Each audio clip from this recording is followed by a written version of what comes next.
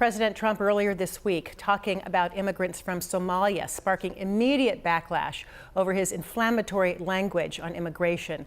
That's just one of the controversies gripping the White House tonight. Lawmakers are pushing back on a proposed review of dual citizenship. New immigration restrictions are drawing sharp criticism. Escalating tariff threats are rattling global markets once again. There is so much to discuss. It has been a week in Washington where rhetoric, policy, politics, all of it colliding. Joining us live tonight to discuss is Washington Congresswoman Pramila Jayapal. Thank you so much for being with us. It's so great to see you, Joyce. Thanks for having me. You as well. Okay, first, let's just talk about these comments from the president. How do you interpret them about Somali immigrants don't belong in this country? That's what he said. And what should Congress do in response? Joyce, it's such cruel, dehumanizing language. And, I can't be shocked anymore by what the president says. I have never seen anything like this coming from a White House. And unfortunately, I don't think he's going to change. He's going to continue to criminalize, to dehumanize, to lie about immigrants. The only thing I can tell you is that the American people across political ideology know that immigrants and immigration are good for this country. We are tied to our identity as a nation of immigrants. And most people can remember as recently as a parent or a grandparent coming from somewhere else to this country. That is what makes America great, is immigrants. And so I just hold on to that Donald Trump is not reflecting what Americans think, and that the vast majority of Americans, despite all of these horrific actions from ICE kidnapping and detention and deportation to the language coming out of the White House, has not changed the minds of the American people. And to your point, this othering that we keep hearing is so counterintuitive and not at all how America was built. It is a country truly of immigrants.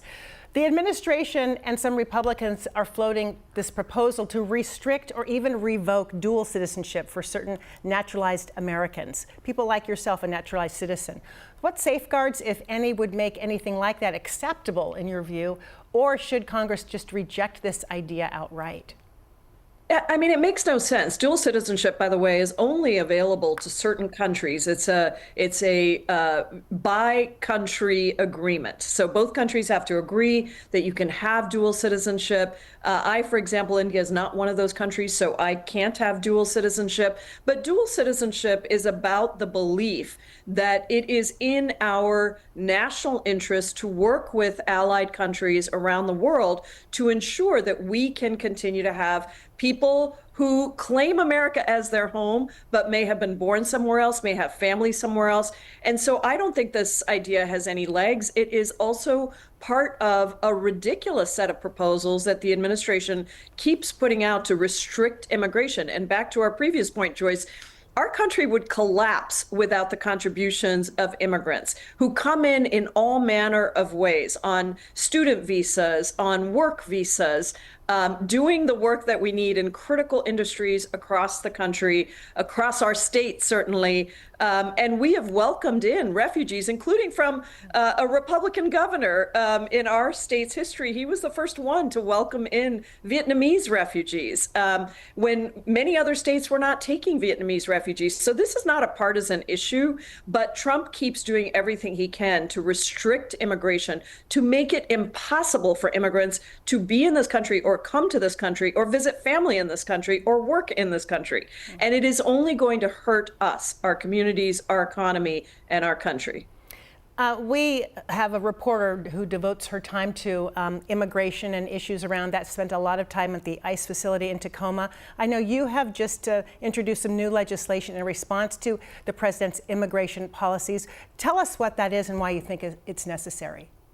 Yeah, I'm very proud of this bill. It's called Dignity for Detained Immigrants. I lead it along with Congressman Adam Smith, also from Washington State, because that detention center is in his, it was in his district. Now it's in Emily Randall's district. She's on the bill as well. And this is a bill that overhauls the immigrant incarceration system. And I call it incarceration because we say detention because immigration is a civil matter, not a criminal matter, regardless of whatever the president says. And yet these facilities have been turned into essentially jails with horrific conditions, rotting food, no water, unsanitary conditions, no ability for people to get the due process that they desperately need and are due by our Constitution. In fact, 220 judges across the country, Joyce, have actually ruled that Trump's mass detention policy is in violation of due process laws. And so my bill, Dignity for Detained Immigrants, repeals mandatory detention. It phases out the for-profit incarceration facilities that are minting money using taxpayer dollars to pad their profits just so they can detain people, incarcerate people that should never be there in the first place. By ICE's own statistics, over 70% of immigrants who are detained today, record number of immigrants today, 66,000 people across our country, set to increase to over 120,000 people, larger than the Bureau of Prisons with the huge infusion of cash under the Trump administration. So our bill completely phases out those private for-profit prisons and instead provides community-based alternatives, which we know is the best way for people to actually be able to show up at their immigration proceedings. It also says you can't detain children and families. It says you can't detain vulnerable populations like elderly and caregivers and others. And it mandates a certain set of conditions that have to be followed within any existing detention centers. We will watch closely to see if it gets some traction in Congress. I don't have a lot of time left, but I do want to ask you about this one issue because it's getting a lot of traction on our website, the Trump Account for Children, a savings plan to help, he says, build family wealth. What's your assessment of that? Who will actually benefit? Well, that's the problem. This was a proposal put forward by Ayanna Pressley and Cory Booker called baby bonds.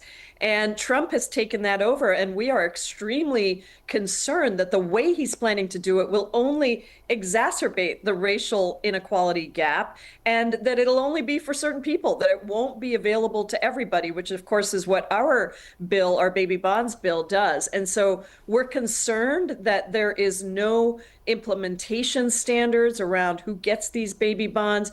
The idea is an important one. It came from us. And we appreciate that perhaps he sees something in it, but why not make it the proposal that really will benefit everybody, not just the wealthy few or the people that are deemed to be worthy of those bonds? It's an investment in our future. It should be for everyone, not just a few. Congresswoman, we are out of time. There's so much more I would love to talk with you about, so hopefully we'll have you back very soon because the landscape politically is changing every week, as you know. So I hope to talk with you again soon, and we appreciate your time tonight. Thanks so much for having me, Joyce. Always great to see you. You as well.